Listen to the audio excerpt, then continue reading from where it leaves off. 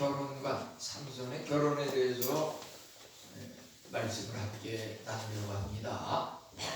결혼에 대한 이러한 주제를 가지고 말씀을 나누는 것은 상당히 중요하면서도 민감하고 또 예민한 문제이기 때문에 상당히 조심스럽고 우리가 이것을 얘기할 때 어떤 편견을 가지고 이야기하기가 쉽고 또 받아들이는 사람도 마찬가지로 그것을 똑같은 이야기도 은혜를 받는 사람이 있고 상처를 당하는 사람도 있고 그렇습니다. 이제 이 말씀을 나누려고 하는 것은 1절부터 4절을 읽었는데요. 요 몇 구절 안 되지만 제가 정말 이 하나님의 말씀을 읽으면서 또 많은 결혼에 관한 성경과 책을 읽으면서 그 모든 것이 여기에다 포함되어 있구나, 이 이상은 없구나, 그것을 발견하면서 읽으면 읽을수록 이 1절부터 4절이 너무 은혜가 되고 우리 함께 이야기를 나누려고 합니다. 제가 정말 늘 자주 이야기하지만 말이죠, 아마도 찬양대를 이렇게 연습시키면서 전도사님이 오늘 설교가 마침 찬양이 그 가정에 대한 것을 했는데 또 말씀은 결혼에 관한 거구나, 이런 말씀하셨는데요. 저도 무슨 찬양이 뭘 할 거라는 거는 전혀 생각 안 하고 그냥 저는 주일부터 토요일 사이에 1년 1독 성경 주보에 나오는 이 말씀을 이제 한 주 앞당겨 읽으면서 이것을 은혜를 나누는 것입니다. 그래서 여기 보면은 사사기 9장부터 사무엘상 6장까지 이렇게 읽고 묵상하면서 여기서 은혜가 되는 말씀을 성도들과 함께 나눠야겠구나 이렇게 하고서 설교 말씀 본문을 정하고 이제 은혜를 나누는데요. 하나님께서 정말 우리 성도님들을 사랑하시고 저를 또 하나님께서 쓰시고 찬양대원들을 쓰시고 인해교회를 들어서 귀하게 사용하시는구나, 그런 것을 느끼는 것이 말이죠. 이걸 뭐 맞추려고 해서 맞추는 게 아니라 이게 일치된다고 하는 것은 세상적인 산술로 보면은 수억만 분의 1 될까 말까 한데 저는 매주 그런 것을 체험하면서 야, 하나님은 정말 살아계시는구나, 우리 인해교회 성도님을 사랑하시는구나, 그것을 너무 많이 느껴요.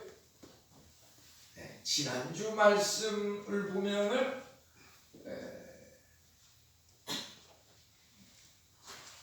제목이 뭐였죠? 한 주일 전인데 기억이 나는지 모르겠는데요. 하나님께서 쓰시는 애시성을 가진 에글론 왕과 에훗이라고 하는 사람에 대해서 은혜를 나눴었는데요. 그것을 한번 다시 복습을 하면은 에훗은 다윗 왕의 그 40년 평화로운 그 은혜의 역사 플러스 솔로몬 왕의 은혜로운 평화로운 40년 통치의 역사, 그것을 합쳐가지고 80년 동안 그 당시에 나라를 평화롭게 이끌었구나. 우리 말이죠. 저도 그런 설교는 들은 적도 없어요. 그냥 하나님께서 그런 깨달음을 주시는데 말이죠.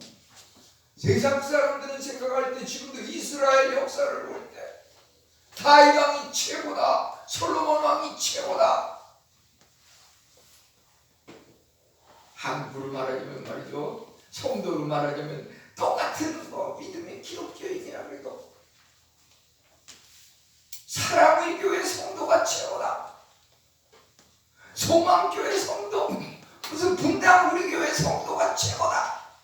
사람들은 그렇게 인식하고 많이 생각할 거예요. 제가 깨닫는 것은 애훗과 같이 전혀 이야기되지 않는 그런 사람이 귀퉁이까지 자세히 읽으면서 살펴보면 드러나지 않는 에웃이 더 위대한 지도자였구나. 우리 인해교회 성도님들이 세계에서 제일 무슨 성도가 많이 모이는 순복음교회, 여의도 순복음교회 성도님보다, 우선 분당 우리 교회 성도님보다 이름이 잘 알려지지 않은 그런 교회 성도님이지만은 이 성도님들이 정말 세계에서 최고로 하나님께서 사랑하시는 그런 성도님들을 하나님께서 소수의 정예 부대를 이렇게 모아서 우리로 알고 신앙생활하게 하시는구나. 아멘. 전 이걸 깨달으면서 말이죠. 물론 저는 한편으로 제가 인간적인 자랑을 내세우려고 그러면 그런 교회 담임 목사님 못지않게 인해교회 담임 목사들도 훌륭하다, 뭐 이것을 얘기할 수도 있겠지만, 우리 성도님들 입장에서 보면 사람들이 신앙생활하면서 그래도 내가 툭하면 내가 그래도 명성교회 성도다 하면 뭔가 무슨 인해교회 성도보다 더 무슨 위신이 쓰는 것처럼 이렇게 착각하고 생활하는 경우가 많은데, 그래서 저는 에웃이라고 하는 사람을 눈 씻고 봐도 어떤 다윗왕의 그 성범죄, 솔로몬의 그 1000명 이상의 부인을 두고서 성범죄, 이런 거 전혀 안 하고 에웃은 정말 훌륭한 분이었기 때문에 80년 동안 하나님께서 그런 은혜를 주신 분이다. 우리 성도님들이 그래서 한 분 한 분 너무 귀하신 분을 하나님께서 보내주셔서 함께 신앙생활하면서 이 천국 가는 열차를 함께 타면서 이렇게 가고 있는 것이 너무 감사합니다. 이런 생각을 하게 됩니다. 우리 오늘 삼손의 결혼에 대해서 여기에 그 결혼의 원리가 아까도 말씀드렸지만 모든 게 다 포함되어 있고 이것을 해석하기에 따라서 이상은 없다, 이것을 말씀드리는데, 그것은 이제 1절, 2절, 3절, 4절을 읽으면서 이 말씀 한 구절 한 구절이 무슨 내용이 들어가 있고 무엇을 의미하는지 그것을 살펴볼 필요가 있습니다. 그것을 살펴보면은 혹시 제가 말씀드리는 이 삼손의 결혼에 대해서 나와 있는 이 내용 이외에 결혼에 관해서 더 이상 뭐가 있다 그러면 개인적으로 저한테 말씀해 주시면 다음번에 또 그것을 이렇게 합쳐가지고 이렇게 은혜를 나눌 것입니다. 우선 제가 여기서 나눌 말씀은 말이죠, 삼손의 결혼이 왜 이렇게 모든 결혼관에 대해서 여기에 다 들어가 있나. 첫째는 이 삼손의 결혼이 말이죠, 외모지상주의로다가 아내를 선택했다고 하는 것입니다. 외모지상주의. 오늘날도 그래요. 우리 여론조사라든지 젊은이들 뭐 다 배우자 선택의 기준을 보면 외모 위주입니다. 외모라고 하는 것은 어떤 외형적인 아름다움 뿐만 아니라 눈에 보이는 어떤, 예를 들어서 재력이라든지 무슨 권력이라든지 명예라든지 지위라든지 그런 것들이 다 포함되는 것이죠.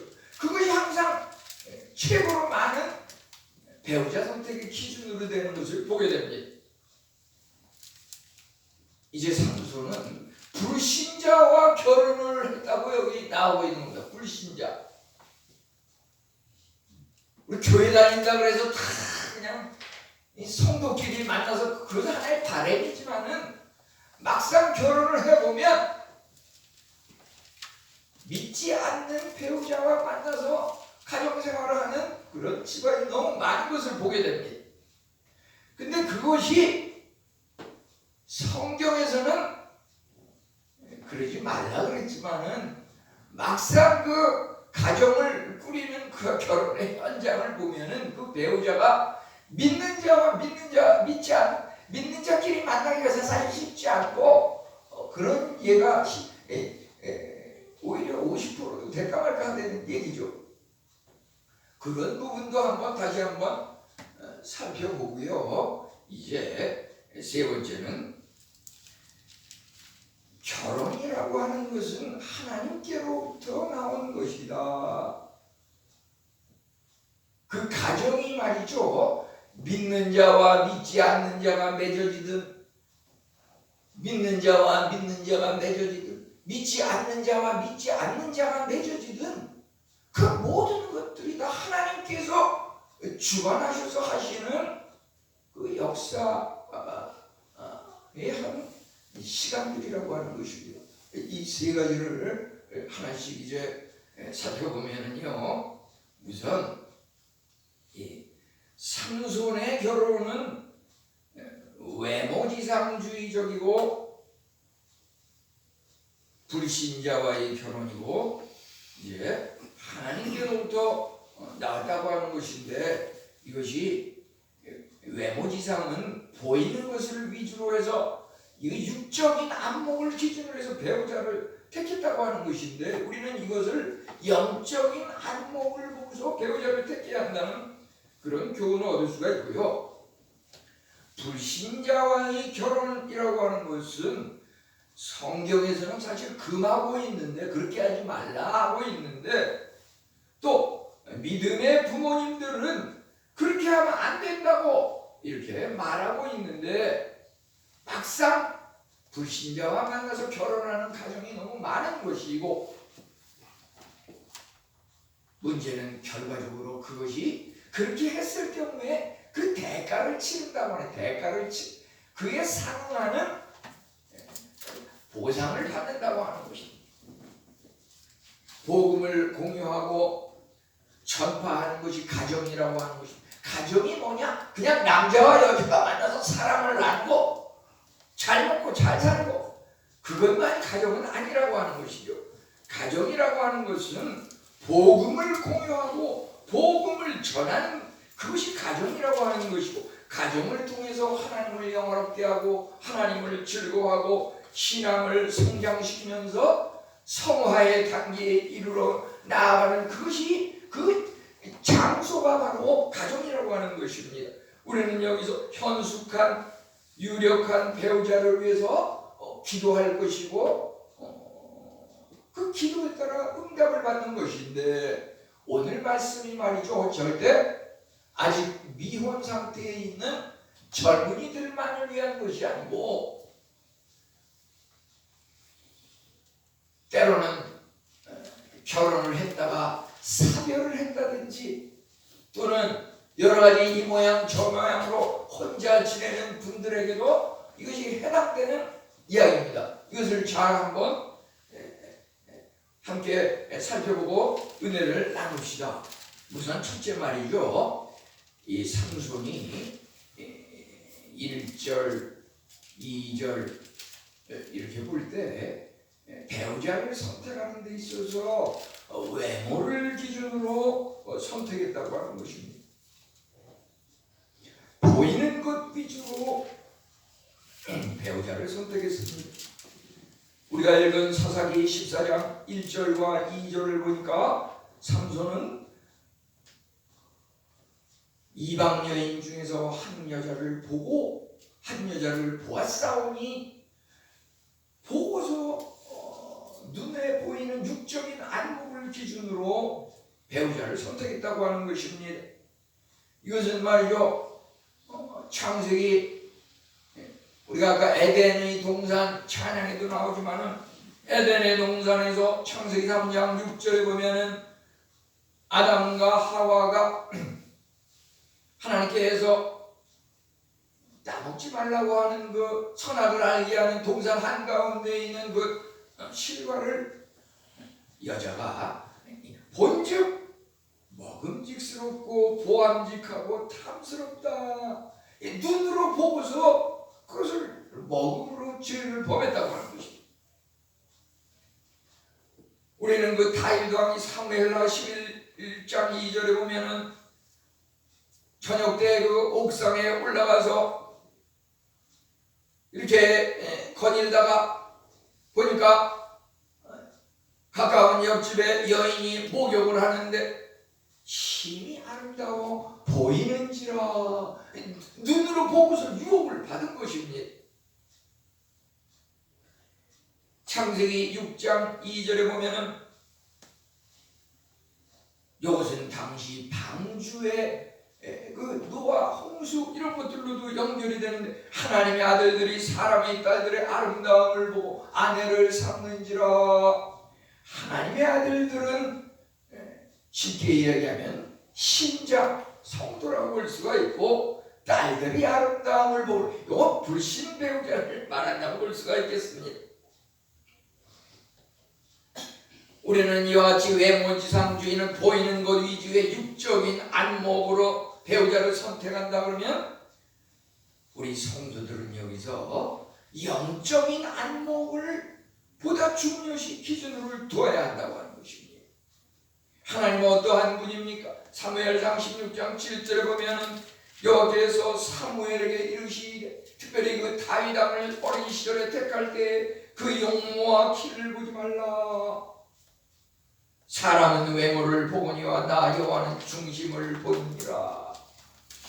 당시 그 사울 왕일 때 초대 왕이 키가 훨씬 크고 훤칠하고 외모가 축출하고 그런데 그가 교만해서 하나님을 떠난 것을 보고서 옛 사무엘에게 여호와께서 말씀하시기를 왕은 절대 그 기준이 키를 보고 외모를 보고 그것을 볼 것이 아니라 중심을 보시는 하나님이다. 디모데전서 4장 8절은 육체의 연단은 약간의 유익이 있으나 경건은 범사에 유익하니. 우리 경건이라고 하는 것, 우리 왜 밥을 먹고 왜 운동을 하고 왜 활동을 하고 이 모양 저 모양으로 살아갑니까? 몸이 건강하고 오래 살기 위해서 그럴까 그러면 이런 것은 전부 육체의 훈련이고요. 영의 훈련이라고 하는 것은 영적인 그 영성을 키우는 그것을 쉽게 이야기하면 경건의 훈련이라고 하는데요. 그것은 이제 육신의 피부가 아름답기 위해서 화장품을 갖다가 이렇게 바르고 건강에 좋은 식품을 먹고 마찬가지로 우리 영성을 아름답게 성숙시키기 위해서는 영적인 화장품이 있습니다. 그것은 바로 하나님의 말씀입니다.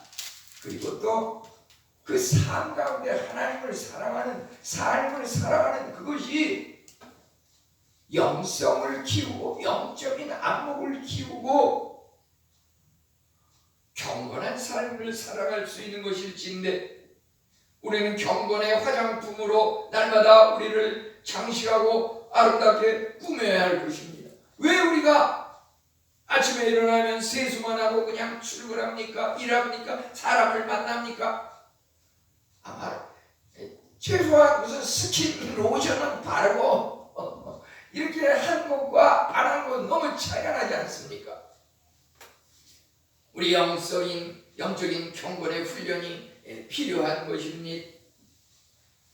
이제 이 삼손은 외모지상주의적인 그런 기준으로다가 이방 여인을 이렇게 택했는데 이것은 말하자면 삼손은 사실 나시린으로서 그 부모가 경건하고 신앙이 축출한 그런 집안의 자녀로 태어난 그런 신자였지만은 배우자를 택하는 그 시점에 가서는 눈에 보이는 그것만 기준으로다가 이방 여인 중에서 아름다운 외모를 지닌 그런 여인을 택한 것입니다. 쉽게 얘기하면 신자와 불신자가 맺어졌습니다. 성경은 이것을 금하고 있습니다.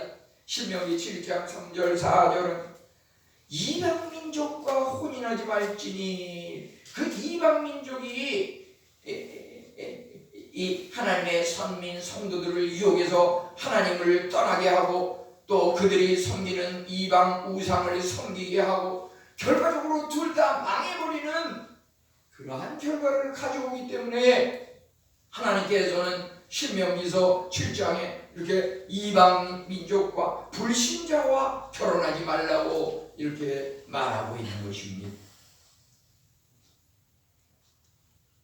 신약에서도 고린도후서 6장 14절 16절은 너희는 믿지 않는 자와 멍에를 함께 매지 말라. 하나님의 성전과 우상이 어찌 일치가 되려. 우리는 살아계신 하나님의 성전이라. 이 하나님의 성전, 우리 성도들은 고린도전서 3장 16절 너희가 하나님의 성전인 것과 하나님의 성령이 너희 안에 거하는 것을 알지 못하느뇨. 우리는 하나님의 성전인데 믿지 아니하는 사람들은 우상의 성전이라고 하는 것입니다. 하나님의 성전과 우상의 성전이 어떻게 몸을 합칠 수 있습니까? 그것은 성경이 금하고 있는 결혼의 그 기준이라고 하는 것입니다. 믿는 부모님들은 자녀들에게 너는 꼭 믿음의 배필을 만나서 믿음의 배우자와 결혼해야 한다 이렇게 말을 하고 그렇게 교훈하고 가르칠 수밖에 없는 것입니다. 여기 삼손의 부모님도 경건한 부모님이었기 때문에 삼손이 이제 이방 여인 중에서 내가 눈에 보기에 좋은 아름다운 여인, 마음에 드는 여인과 함께 결혼하고 싶습니다 이렇게 말을 했을 때 그 부모님이 그래? 네가 좋으면 좋은 대로 해야지 그렇게 이야기한 게 아니라 그 삼손의 부모님은 그런 말을 들었을 때 네 주위에 믿는 배우자, 믿는 자매들 중에서도 얼마든지 택할 수 있을 텐데 왜 그렇게 믿지 아니하는 불신 이방 여인을 배우자로 택하려고 하느냐. 여기서 의견 충돌이 부모님은 이렇게 해라 그러는데 자녀는 자녀대로 난 이렇게 하고 싶습니다. 당사자가 중요하지 않습니까? 여하튼 그 부모와 자녀 간의 의견이 합일되면 좋겠지만은 합일되지 않는 경우가 있다고 하는 것입니다. 물론 믿음의 부모님이 자녀들에게 믿는 배필을 만나야 한다는 것은 그러니까 합일되고 의견의 일치를 보는 것이 중요하겠지만 부모님이 믿지 않는 부모님이다 그러면 거기서는 의견 충돌이 있는 게 더 맞을 수도 있어요. 믿지 않는 부모님은 신앙과 관계없다고 그러지만은 우리가 부모님은 믿지 않았어도 자녀가 믿음을 가진 자녀라고 하면은 부모님의 의견과 달리 나는 절대 아무리 학벌이 좋고 재력이 있고 외모가 축출나도 믿지 않는 사람이랑은 절대 결혼하지 않겠습니다. 부모님이 아무리 좋은 사람, 좋은 가문 소개해준다 해도 나 그거 결코 원치 않습니다. 그렇게 말할 수가 있어요. 이제 믿는 사람과 만나면은 그거대로 하나님께서 은혜를 주시지만 믿지 아니하는 그런 배필을 만났을 때는 또 그거대로 반드시 대가를 치른다고 하는 것입니다. 하나님께서 믿음의 배우자와 믿지 아니하는 배우자가 만났을 때 그 대가를 치른다고 하는 것은 하나님께서 그것을 그냥 눈 감아서 대충 넘어가는 그런 하나님이 아니시죠.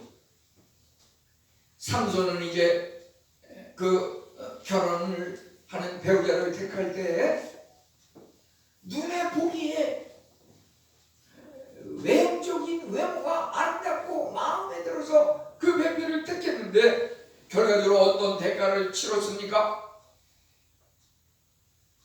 블레셋 사람들이 그를 붙잡아 눈을 빼고 그 블레셋 사람들 앞에서 정말 바보가 무슨 쇼를 하듯이 재주를 부리는 그런 수모를 겪었어요. 그 삼손이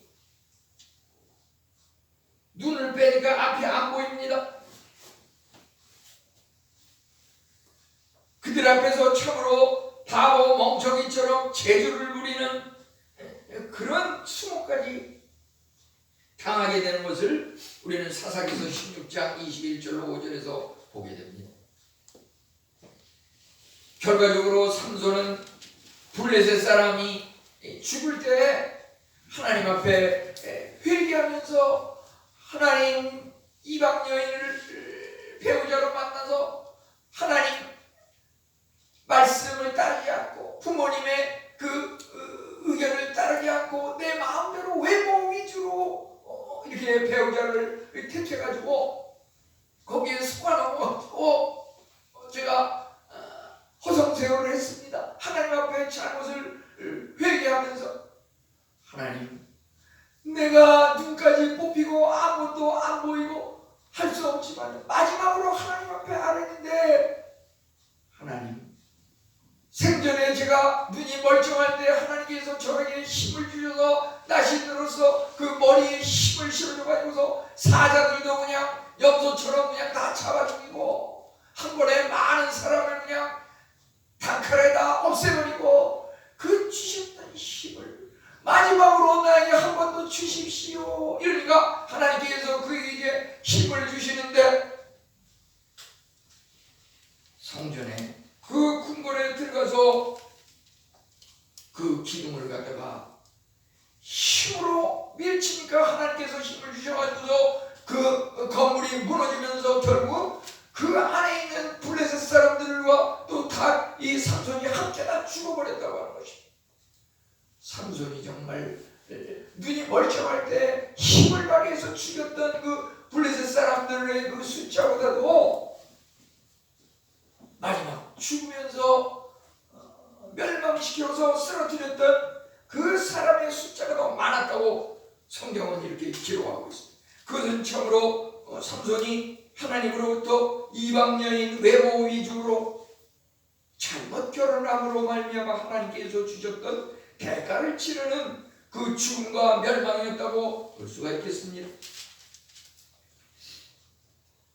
그런데 우리는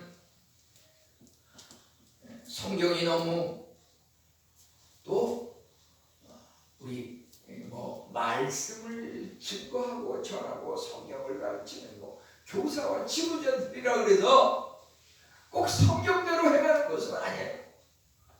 저도 꿰뚫어 보면은 사실 잘못이 너무 많고 그 삶 속에 부끄러운 말로 입으로 끊을 수 없는 그런 면들이 저희도 많이 있습니다. 예를 들어서 모세, 오경, 창세기부터 출애굽기, 레위기, 민수기, 신명기를 우리는 보통 모세가 기록했다고 하는데 모세가 절대 이방 여인과 결혼하지 말라. 신명기에 이렇게 기록을 했지만 모세는 그러면 누구랑 결혼했는가?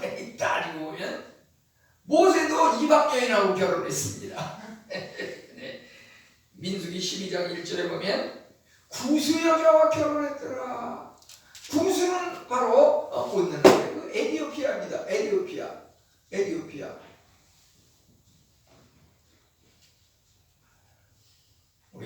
제가 선교지에 있을 때 보면은 그 시리아라 그래서 그 나라에서 그냥 굉장히 이제 공기청정적이고 높은 산꼭대기 세계 무슨 관광 유적지 중에서 이렇게 손가락에 꼽히는 그러한 곳인데 그 꼭대기에 올라가 보면은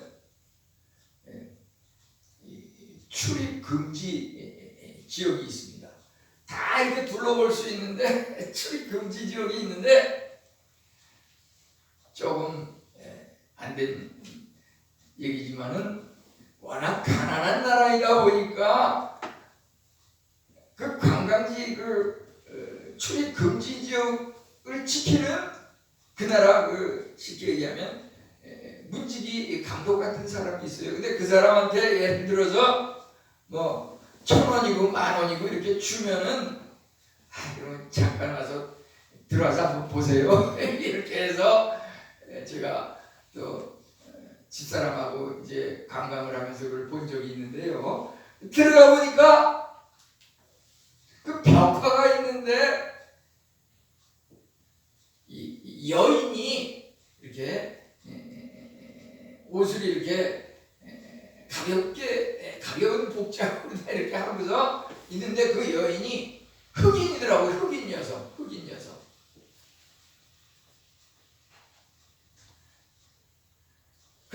사실 똑같은 아시아 지역인데 스리랑카 그 민족을 보면은 얼굴이 까매요.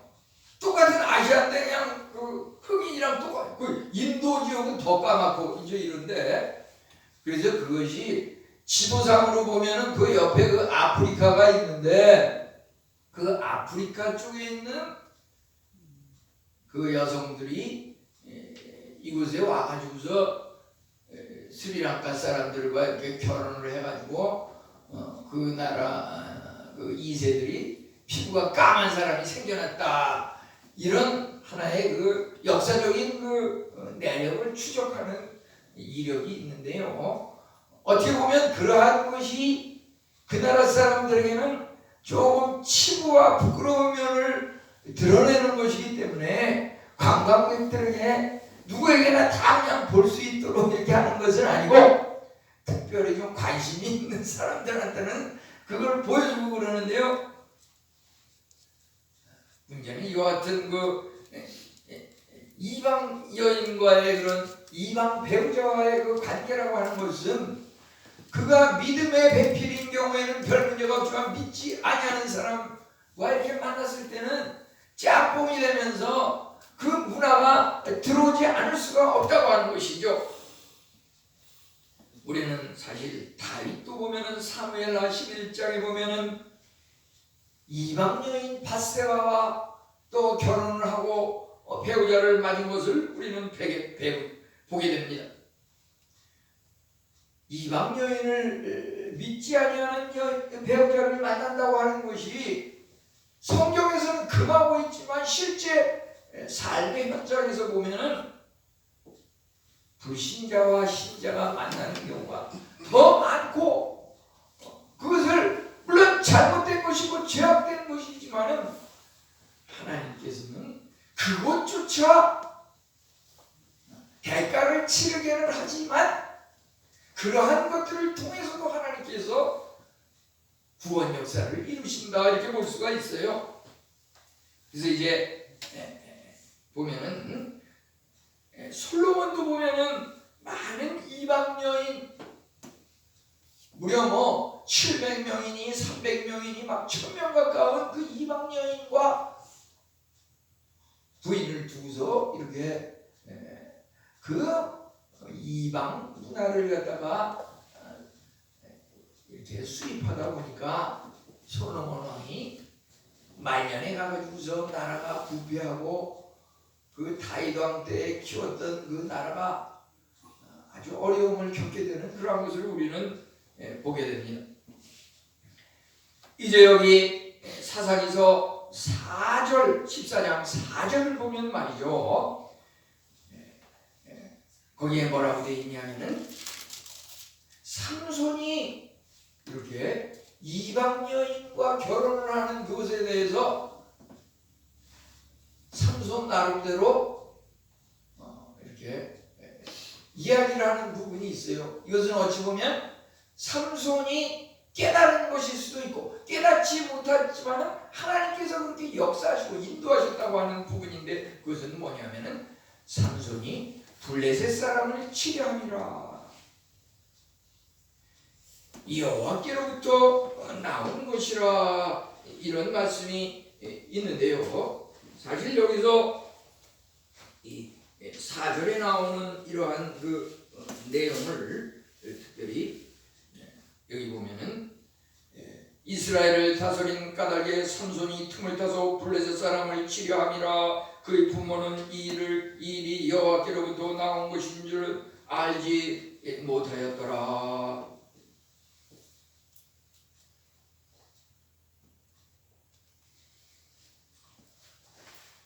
삼손이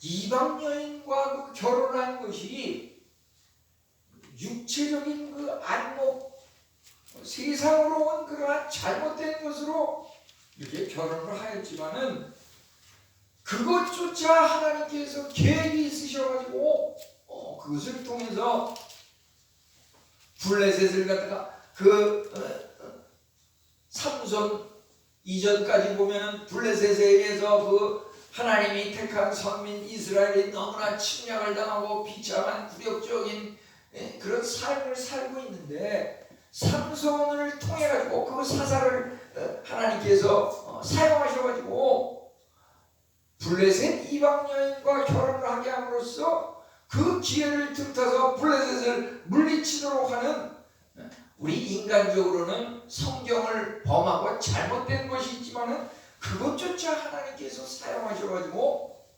나라와 민족의 구원을 위해서 쓰시는 그 하나님의 자비와 긍휼과 사랑과 용서와 그 모든 인애의 하나님을 우리는 또 여기 4절에서 보게 되는 것입니다. 결혼이라고 하는 것은 남녀가 만나서 그냥 행복하고 즐겁고 세상적인 그러한 것들을 누리는 그러한 세상적인 기준에 의해서 정의할 것이 아니라, 우리 성경적으로 보면 결혼은 뭐냐? 복음을 공유하고 전파하는 것이다. 결혼을 하지 않은 사람은 복음을 공유하고 전파하는 그 기회를 그만큼 적게 누린다고 하는 것입니다. 우리는 결혼, 믿음의 배필을 만나서 가정생활하는 그 결혼의 삶은 그 가정 현장을 통해 가지고 하나님의 복음을 전파하고 하나님의 복음을 함께 나누고, 그것이 결혼생활이고 믿음의 가정생활이라고 하는 것입니다. 우리는 이러한 것을 성경에서 여러 곳에서 보게 됩니다. 우리 브리스길라와 아굴라의 그 가정을 우리가 보게 되지 않습니까? 우리 전에도 금요 예배라든지 수요 예배 때도 사도행전을 여러 번 하면서 우리 이 목사님을 통해서 또 이런 것을 배웠었지요. 마찬가지로 이 아굴라와 브리스길라는, 아굴라는 유대인이고 브리스길라는 이태리 로마의 그러한 아내였습니다. 마찬가지로 브리스길라와 아굴라는 이방 여인과의 그 맺어진 그런 가정이었습니다. 그럼에도 불구하고 그들은 얼마만큼 하나님의 복음을 공유하고 하나님의 복음을 전파하고 바울 사도를 도와가지고 얼마나 그런 선교적인 사역을 감당했는지 알 수가 없습니다. 그들은 우리가 이 자비량 선교라 그래서요, 그들의 생업은 천막을 만드는 일이었습니다. 우리가 그 바울 사도도 단순히 복음을 전하는 그런 사도였지만은 자비량 선교를 했다 그래서 바울 사도도 그의 직업은 그 텐트 메이커라 그래가지고 천막 만드는 일이었습니다. 그래서 이 브리스길라와 아굴라와 그 가정이 바울 사도와 같은 직업, 같은 일을 하는 것이기 때문에 거기서 어떤 동역자 의식을 가지고서 함께 이러한 수입을 또 선교 사역을 하는데 필요한 그러한 것을 이렇게 얻으면서 하나님의 복음을 전하고 말씀을 가르치고 이러한 일을 한 것을 우리는 성경에서 많이 보게 됩니다. 브리스길라와 아굴라는 정말 성도가 성경에 대해서 진리를 잘못 알고 있는 그러한 부분들이 있을 때, 세례에 대해서 잘못 알고 있는 부족한 부분이 있을 때 그들을 불러가지고 그 부부가 함께 성경을 풀어 해석하면서 하나님의 도를 가르치고 선교적인 사역을 감당했다고 하는 것입니다. 우리 결혼이라고 하는 것은 하나님을 영화롭게 하고 신앙을 성장시키는 그런 현장이라고 하는 것입니다. 예수님께서 마가복음 2장 17절에 내가 온 것은 의인을 부르러 온 것이 아니요 죄인을 부르러 왔노라 라고 말씀하셨습니다. 병든 자에게라야 쓸데있느니라. 그 의사가 건강한 자에게는 필요 없고 병든 자에게라야 쓸데있느니라. 마찬가지로 예수님도 의인을 부르러 온 것이 아니라 죄인을 부르러 오셨다 그러면 예수님의 그 은혜가 어디에 임할 것인가? 죄악된 죄인, 잘못이 많은 그러한 죄인에게도 큰 은혜로 죄가 더한 것에 은혜가 더하다고 하나님께서 말씀하신 것과 마찬가지로 비록 신자와 불신자가 만난 그러한 가정이라 할지라도 하나님께서 그 가정을 통해서 그 놀랍게 역사하신다고 하는 것입니다. 마태복음 1장에도 보면 그 예수님의 족보가 나오는데 거기에 들어가 있는 그 여인의 이름 4명을 이렇게 보면은 3명은 전부 이방 여인, 하나님을 모르는 그 불신 세력이었지만 하나님의 은혜로 믿음이 거듭나고 회개하는 것을 통해서 그 자녀들 자손 중에서 이제 다윗이 나고 예수 그리스도가 나고 얼마나 큰 일을 했는지 알 수가 없습니다. 우리는 여기서 마지막으로 배우자를 위한 기도를 해야겠다고 생각합니다. 배우자를 위한 기도. 현숙한 여인, 유력한 배필, 우리 잠언서 31장 10절로 12절에 보면 누가 현숙한 여인을 찾아오겠느냐 그는 남편에게 선을 행하고 룻기서 3장 11절은 내가 현숙한 여자인 줄을 나의 성은 백성이 다 아느니라. 유력한 자가 있으니 그 이름은 보아스더라.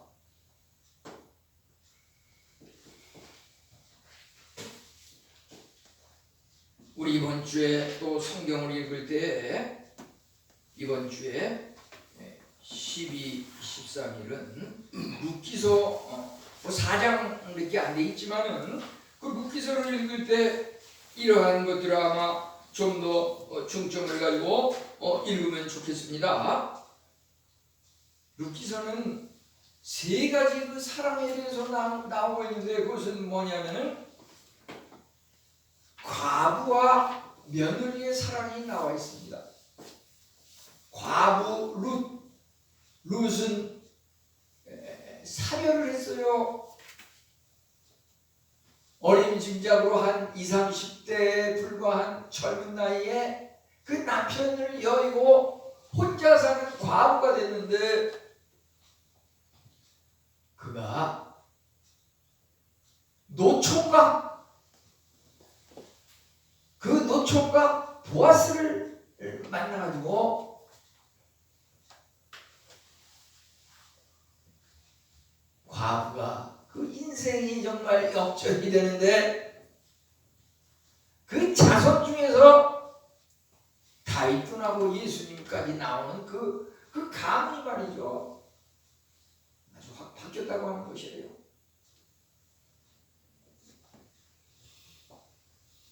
그런데 여기 재미나는 것은 잠언서에 누가 현숙한 여인을 찾아오겠느냐. 보아스는 룻을 만났을 때 현숙한 여자인 줄, 룻 네가 현숙한 여자인 줄 이 성읍 백성이 다 아느니라. 성경은 말합니다. 룻기서 2장 1절에서는 유력한 자가 있으니 그 이름은 보아스더라. 여기 그 현숙한 여인, 현숙한 여자, 유력한 자. 여기 그 현숙한, 유력한이라고 하는 그 말이 말이죠. 히브리어로는 하일 이렇게 되어 있습니다. 하일. 우리 함께 해보겠습니다. 하일. 이거 히브리어 발음이 아주 정확하시네요. 이 하일이라고 하는 말은 우리 지금 가지고 있는 그 성경책에서 우리가 예를 들어서 룻기서 2장 1절 한번 거기서 한번 찾아보세요. 그러면 거기에 유력한 자,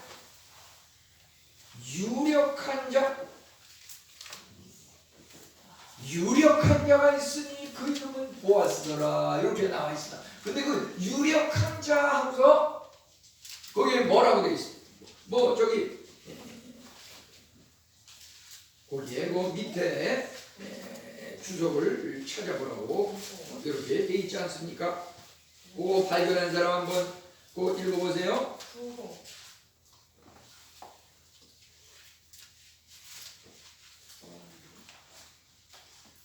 루키서 2장 1절에 유력한 자가 있으니 그 이름은 보아스라. 그 유력한 자가 그랬는데 거기에 그 뭐라고 되어 있습니까? 그 각주라 그러는데 거기에 1번 그랬는데 그 밑에 보면은 그 유력한 자가 그 뜻이 해석이 되어 있습니다. 뭐라고 되어 있습니까? 유력한 자. 뭐라고 되어 있는지 그거 발견한 사람 읽어보세요. 부호. 예, 잘 읽었습니다. 부호라고 하는 말이 무슨 말인지 아시지요? 응? 돈 많은 부자. 돈 많은 부자를 여기서 유력한 자라고 그랬는데요. 그것은 사실 아까 우리가 말한 그 히브리어 원문에는 하일 이렇게 되어 있는데요. 마찬가지로 잠언서 31장과 룻기 3장에 현숙한 여인, 그 현숙한이라는 말도 히브리어로 하일 이렇게 되어 있습니다. 그건 뭐냐면 거기서 현숙한이라고 하는 것은 뭔가